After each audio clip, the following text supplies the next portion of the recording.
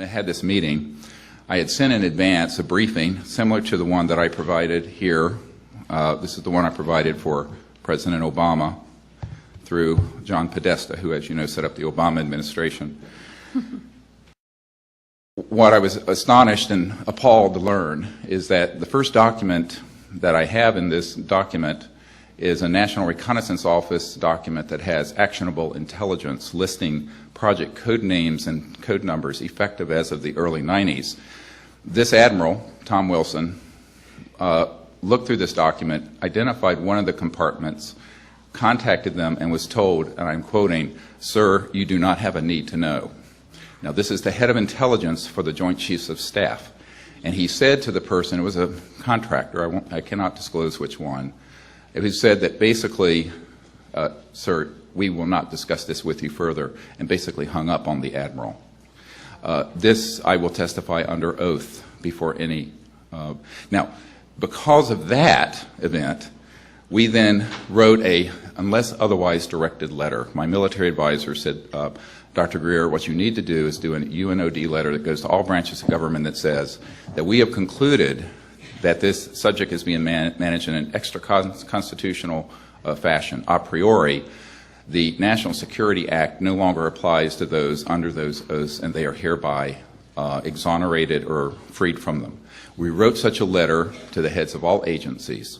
It was never contested, and the way an unless otherwise directed letter works is that unless you hear back from the agency, you are allowed to proceed with your assessment.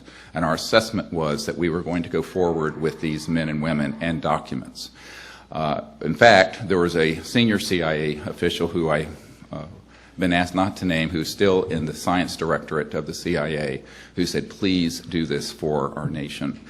At that point, we began to gather together more of these so-called witnesses. They've been called now. I call them patriots who want to have the truth out.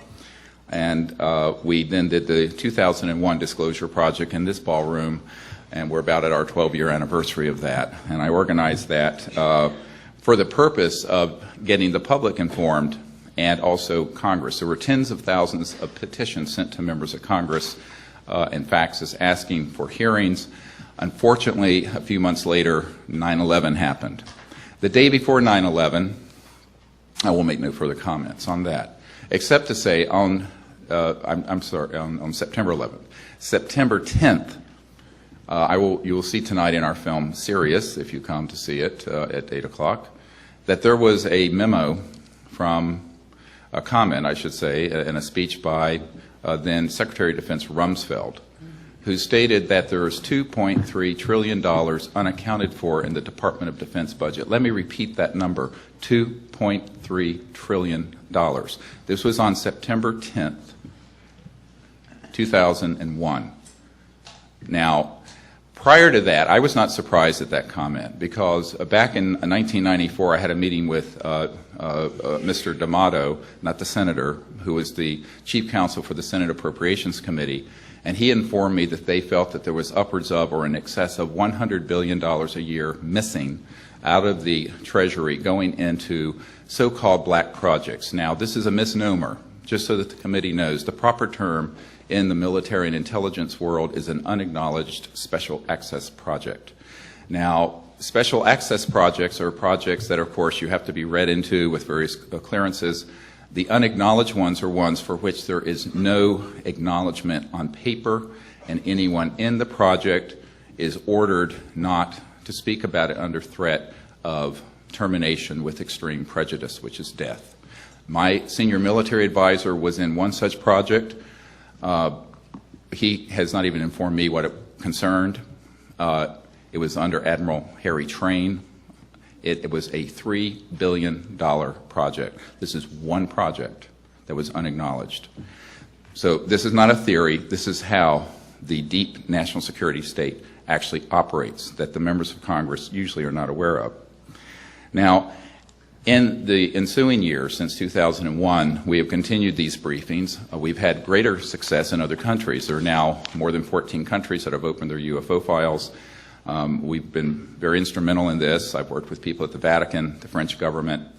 And what is also very exciting is that one of the most important documents in history, which I'll provide to the committee, is a document from the Ministry of Defense of France committing to my organization to engage in a long-term project to make peaceful contact with these quote-unquote visitors.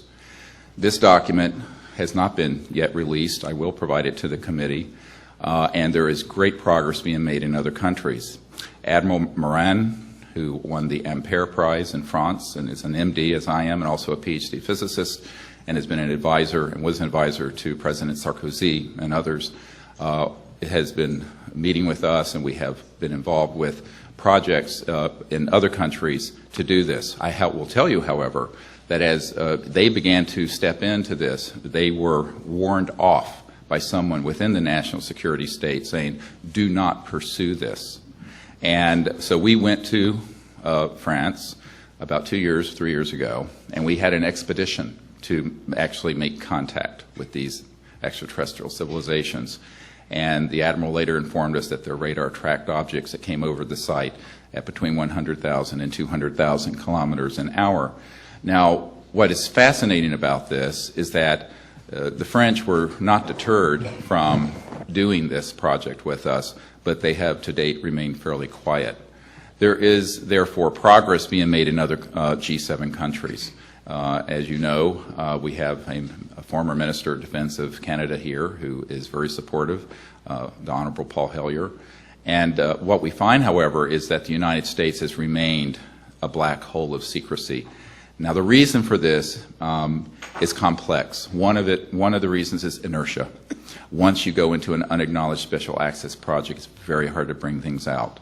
Number two is that this is the crown jewel in America of the defense industry and the aerospace industry. My uncle was a senior project engineer at Grumman that became Northrop Grumman that put the first man on the moon with the lunar module. He worked on the lunar module, which is part of how I got involved with this. What I have found through my uncle and other contacts at Lockheed is that we have had, since about the mid-1950s, operational electromagnetic gravitic devices, basically in parlance of the pop culture anti-gravity devices that are deeply classified and are the next generation beyond rockets and jet aircraft. These are fully operational and not experimental. These have been used very discreetly. We have an enormous amount of information on this, including a facility, Norton Air Force Base, where we had Frank Carlucci, the Secretary of Defense for Ronald Reagan, was ushered in there, and some people who were with him, such as Brad Sorensen, have given us information and actually have helped us provide schematics and drawings for these so-called alien reproduction vehicles, a bit of a misnomer because in reality advanced anti-gravity research began with T. Townsend Brown in 1929. We'll get more into this on Friday. The key point here is that the technologies that would give us a new civilization without oil, without gas, without coal, without nuclear power are extant. They already exist, they've been developed, and it is a matter of the utmost national security and world peace and justice that we bring these sciences out and start a new chapter in the human experience. Thank you.